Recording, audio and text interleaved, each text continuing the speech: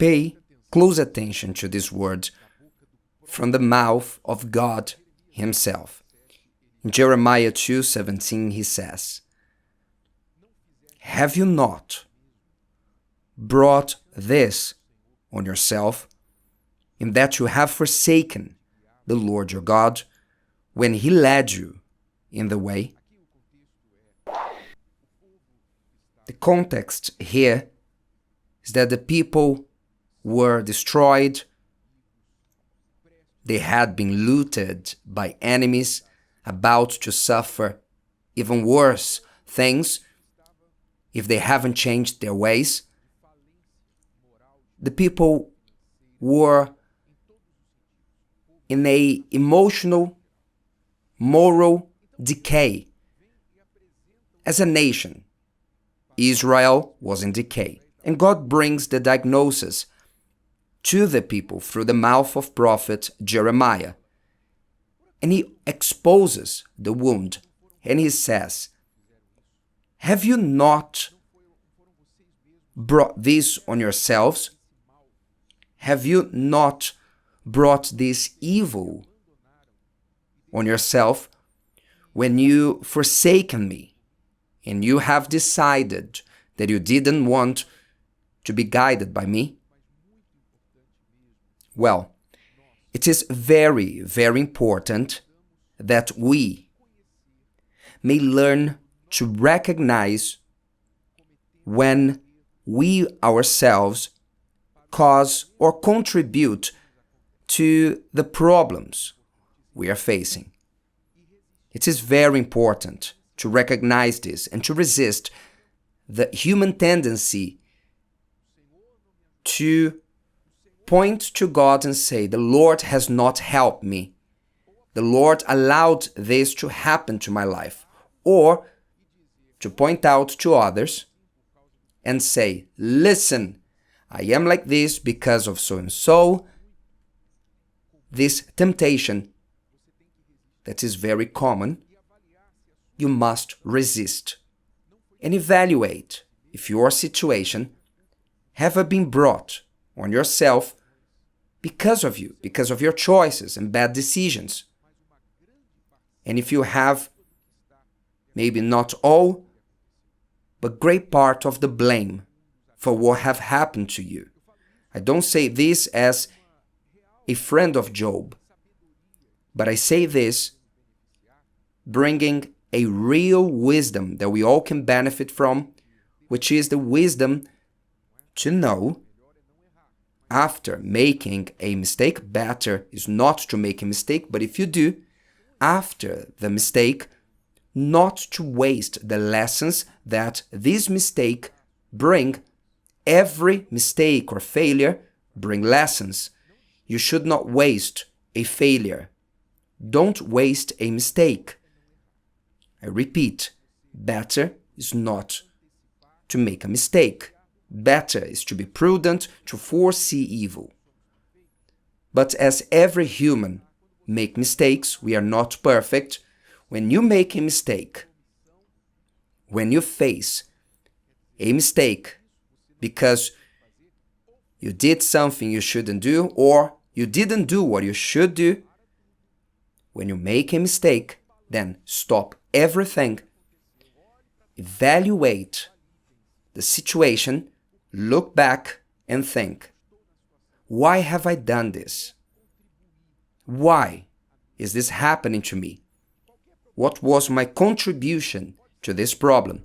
Whatever problem may be, in regards to your marriage, your finances, your health, your spiritual life, you fell in sin, you are there, far from God, as the people were in the days of prophet Jeremiah, who had left, abandoned, forsaken God. I don't know what the problem is, but whatever is the problem that you are facing in your personal life, in your family, in your business, look up to heaven and ask, how much have I contributed to what I'm going through? Look within yourself. Be honest and truthful. Don't punish yourself, as some they do. I'm a fool. No, don't curse yourself. Don't use your tongue to punish yourself. The process doesn't bring the objective to punish yourself, to put you down. Your mistakes are already doing that. You're already paying with pain for your mistake. The objective is for you to see the situation and recognize and say, my wife doesn't want to listen to my voice. Why? Because I was a rascal. I lied to her once, twice, several times. I made promises and I failed them. I recognize that I had a bad character. And once recognizing it, don't stop there. Obviously, don't stop in the recognition of the mistake. I know I made the mistake. I have that because I used my credit card. I couldn't resist that sale that was up until Saturday. I paid for it and I said to myself, later I'll solve it. Because of 500 reais, now I have 10,000 reais in debt. I recognize that I am to be blamed. It's not only that, to recognize that you are to be blamed, but for you to go one step further and say, okay, what can I do now to solve this problem, to come out as quick as possible from this situation, is what you must do to restore the trust in my wife, to clear this debt. What should I do to solve the problem that I caused? Then you need to deal with the fire that is happening and to quench it, to put out, but you need to fill up the extinguisher and you need to repair the wiring, what caused the fire, so that tomorrow you may not have to put out another fire. Why have I done this? Why did I lie? Why was I a rascal? Then you go deeper within yourself and you will find the following. Yes, before failing my wife, I failed God. The truth is, I don't fear God. I didn't bother lying. I knew it was wrong, but I lied anyway. Maybe if my wife didn't learn that I was lying, I wouldn't say anything. I don't see any problem with the mistake. I'm far from God. I need to have fear towards God. I need to be rebuilt in my character. And I recognize that only God can do this. So, before restoring your relationship with your wife, you need to restore your relationship with God. Because going to her and saying, forgive me, give me another chance, I won't do this again, she heard this. Save your wife from listening to this again. That will only upset her even more. What you should do is, with sincerity, not with remorse, but with repentance, go to God and ask for forgiveness and recognize that you need to be rebuilt as a man, as a person with character. Then you will treat the root of the problem. There's no point of saying, I'll call the bank, I'll negotiate the debt. Okay, but you still have the credit card, you keep using it for emergencies. You remain with the mentality of one who borrows money, one who lives out of their income. You earn 10, but you want to have the life of someone who earns 15. You will solve this debt now. In 1 year, 2 years from now, you will have another debt. You should change your mind. If you don't change your mind, you won't change your pocket, your bank balance. There must be a change. You must see your reality and to be someone more balanced. Maybe not to be so vain. I need to have what they have. I need to have the latest release, the most expensive, the best. If you can't, you can't. You can't today. But if you are disciplined, controlled, later you will be able to without getting into a debt. So you need to correct the root of the problem. This is what God is telling the people. A people who didn't want to listen, unfortunately, in the days of Jeremiah.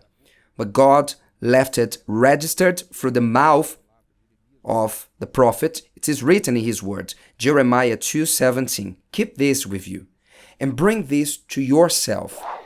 Have you not brought this on yourself in that you have forsaken the Lord your God? How many who are listening to me, who forsook God? You left the church because you got disappointed in church. Someone disappointed you. You suffered an injustice. You left God. In this chapter, he says, where did I go wrong? So that you may leave me. Show me my mistake. In other words, you left God for the mistakes of others. Then I ask you, were you in church for God or for the people? Answer me. Those who leave the church because of the people, they were in the church because of the people. If you are in the church because of God, because of your faith, you couldn't care less about what people there are doing or not doing. If there's a healthy preaching, if the leadership of that church is living what is being preached, if there's seriousness, integrity in that work, then you look to God. And even if the leadership sin, of course, if it is a serious church, they'll remove that person. The pastor committed adultery or whatever it might be. If it is a serious church of God, they'll remove the sinner and place someone else. And you must look at God. Look at God. And you shouldn't leave God because people disappointed you. Because if you apply the same rule to your life, you end up alone. How often you disappoint people? What if they would do to you what you've done to God or to the church? So God says here, you have brought this on yourself. You have forsaken your God when he led you in the way, which means he was leading you and you said, I don't want it anymore. I'll follow my own way. I will do what I think is right. Then you became your own guide. That is why you are where you are. So wake up. There's time to come back. If you are listening until now, so there's time to come back. God is stretching out his hands towards you. He's not saying this to condemn you, to bring you even deeper, no, but to take you out for the situation that you brought to yourself. If you accept this with humbleness, your change starts today. Say a prayer. Instead of asking for blessings, ask for forgiveness. Say a prayer of acknowledging and say, Lord, I made a mistake. As the prodigal son, I sinned against heaven and you. I deserve nothing, but have mercy on me. This prayer will be more effective than your prayers asking for blessings that are going unanswered. If today's video helped you and you know someone that could benefit from it, share it with them. And if you haven't subscribed to the channel, you may do so now. See you later.